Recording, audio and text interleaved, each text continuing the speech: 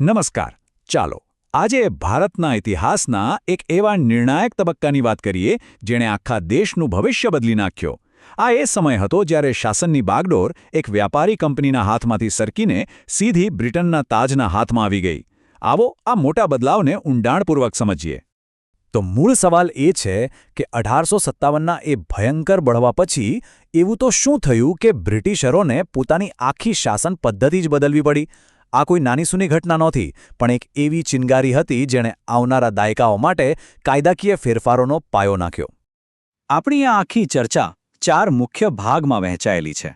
પહેલાં આપણે જોઈશું 1858માં તાજનું શાસન કેવી રીતે શરૂ થયું. પછી ભારતીયોને પ્રતિનિધિત્વ મળવાની શરૂઆત કેવી રીતે થઈ. ત્યારબાદ ભાગલા અને સુધારાની જે નીતિ આવી એના પર વાત કરીશું. અને અંતે એક જવાબદાર સરકાર બનાવવા તરફના જે પ્રયાસો થયા એને સમજીશું. તો શરૂઆત કરીએ સૌથી પહેલા કાયદાથી. 1858નો ભારત સરકાર અધિનિયમ. 1857ના બળવાની સીધી અને સૌથી મોટી અસર આ કાયદો હતો. બ્રિટિશ સંસદને હવે ખાતરી થઈ ગઈ હતી કે ભારત જેવા મોટા દેશ પર એક કંપની ભરોસે શાસન ન કરી શકાય. અને આ જે ફેરફાર હતો ને એ ખરેખર બહુ મોટો હતો. ઈસ્ટ ઇન્ડિયા કંપનીનું શાસન ખતમ.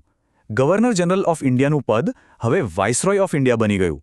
અને જે ડબલ સરકાર જેવું ચાલતું હતું, એટલે કે બોર્ડ ઓફ કંટ્રોલ અને કોર્ટ ઓફ ડાયરેક્ટર્સ, એ બધું જ ખતમ કરીને એક નવું પદ બનાવવામાં આવ્યું, secretary of state for India. તો આ વાઇસરોય એટલે કોણ?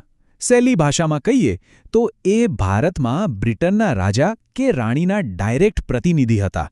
આનાથી એ મેસેજ એકદમ ક્લિયર હતો કે ભારત હવે બ્રિટિશ સામ્રાજ્યનો જ એક ભાગ છે. અને ભારતના પહેલા વાઇસરોય બન્યા લોર્ડ કેનિંગ. આ કાયદાએ આખું એડમિનિસ્ટ્રેટિવ સ્ટ્રક્ચર જ બદલી નાખ્યું. હવે ભારત વિશેના તમામ નિર્ણયો લંડનમાં બેઠેલા સેક્રેટરી ઓફ સ્ટેટ લેતા હતા, જે બ્રિટિશ કેબિનેટના મંત્રી હતા. અને એમની મદદ માટે 15 સભ્યોની એક કાઉન્સિલ હતી, જે ભારતના મામલામાં સલાહ આપતી. પણ અહીંયા વાત અટકતી નથી. બ્રિટિશરોને બહુ જ જલ્દી એક વાત સમજાઈ ગઈ કે આટલા મોટા દેશ પર માત્ર લંડનથી શાસન કરવું અશક્ય છે. તેમને સ્થાનિક લોકોના સહયોગની જરૂર પડવાની જ હતી. અને આ એક મોટો ટર્નિંગ પોઈન્ટ હતો. 1857ના અનુભવે એમને શીખવ્યું કે જો ભારતીયોની વાત સાંભળવામાં નહીં આવે અને એમને વહીવટથી સાવ દૂર રાખવામાં આવશે તો ભવિષ્યમાં પણ બળવો થઈ શકે છે.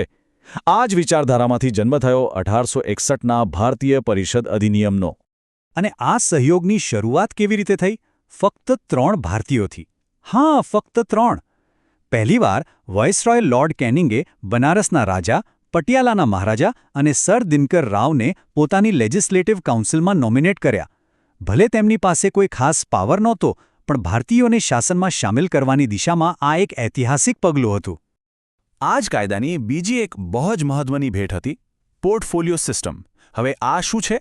સીધા શબ્દોમાં કહીએ તો આજના જમાનાની કેબિનેટ સિસ્ટમ જેવું જ, જ્યાં દરેક સભ્યને એક ચોક્કસ ખાતું એટલે કે પોર્ટફોલિયો સોંપવામાં આવે, જેમ કે હોમ, ફાઇનાન્સ વગેરે. અને આ જ સિસ્ટમ આજના આપણા મંત્રીમંડળનો પાયો બની. સમય વીતતો ગયો અને ભારતમાં પોલિટિકલ અવેરનેસ પણ વધતી ગઈ. 1885માં ઇન્ડિયન નેશનલ કોંગ્રેસની સ્થાપના થઈ અને તેમણે સરકારમાં ભારતીયો માટે વધુ વાસ્તવિક ભાગીદારીની માંગણીઓ શરૂ કરી. આ દબાણને કારણે જ 1892માં બીજો કાયદો આવ્યો, જેને કાઉન્સિલમાં ભારતીય સભ્યોની સંખ્યા વધારી અને તેમને બજેટ પર ચર્ચા કરવાનો અધિકાર પણ આપ્યો. જોકે વોટિંગનો અધિકાર હજુ પણ નહોતો. હવે આપણે આવીએ છીએ ખૂબ જ મહત્વના અને વિવાદાસ્પદ કાયદા પર, 1909ના મોર્લે મિન્ટો સુધારા. આ સુધારા ભારતમાં વધી રહેલા રાષ્ટ્રવાદને કાબૂમાં કરવા માટે લાવવામાં આવ્યા હતા. આ સુધારા પાછળ અંગ્રેજોની રણનીતિ એકદમ સાફ હતી. એમ કહી શકાય કે એક તીરથી 2 નિશાન. એક તરફ તેઓ કેટલાક સુધારા આપીને મવાળવાદી નેતાઓને ખુશ કરવા માંગતા હતા, તો બીજી તરફ હિન્દુ મુસ્લિમ વચ્ચે ભાગલા પાડીને રાષ્ટ્રવાદી આંદોલનને નબળું પાડવા માંગતા હતા. અને એ ભાગલા પાડવાની નીતિનું સૌથી ખતરનાક હથિયાર હતું કોમી મતદાર મંડળ. આનો મતલબ એ હતો કે મુસ્લિમ ઉમેદવારોને ફક્ત મુસ્લિમ મતદારો જ મત આપી શકશે. આનાથી ભારતીય રાજકારણમાં કાયદેસર રીતે ધર્મના આધારે ભાગલા પડી ગયા.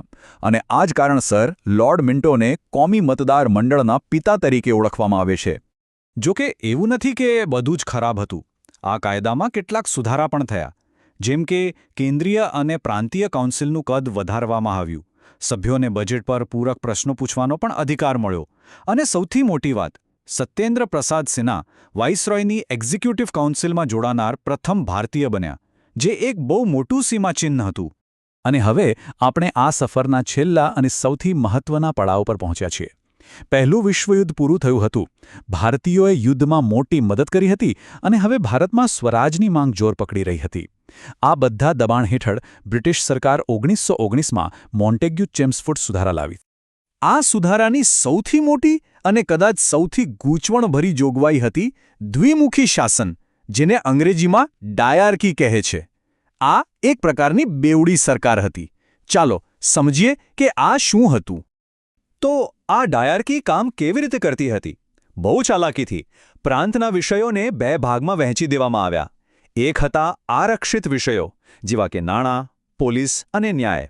આ બધા ગવર્નરના હાથમાં હતા. બીજા હતા હસ્તાંતરિત વિષયો, જેવા કે શિક્ષણ, આરોગ્ય. આ ભારતીય મંત્રીઓને સોંપાયા. મતલબ કે અસલી પાવર તો ગવર્નર પાસે જ રહ્યો. આ સિવાય પણ બીજા ઘણા મોટા ફેરફારો થયા.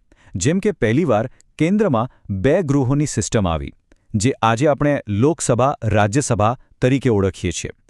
પ્રાંતોને પોતાનું બજેટ બનાવવાની આઝાદી મળી. પણ દુઃખની વાત એ હતી કે કોમી પ્રતિનિધિત્વનો સિદ્ધાંત સિક્ખો, ખ્રિસ્તીઓ અને એંગ્લો ઇન્ડિયન્સ સુધી પણ લંબાવવામાં આવ્યો. અને હા, સિવિલ સર્વિસની પરીક્ષાઓ માટે યુપીએસસીનો પાયો પણ આ જ કાયદાથી નંખાયો.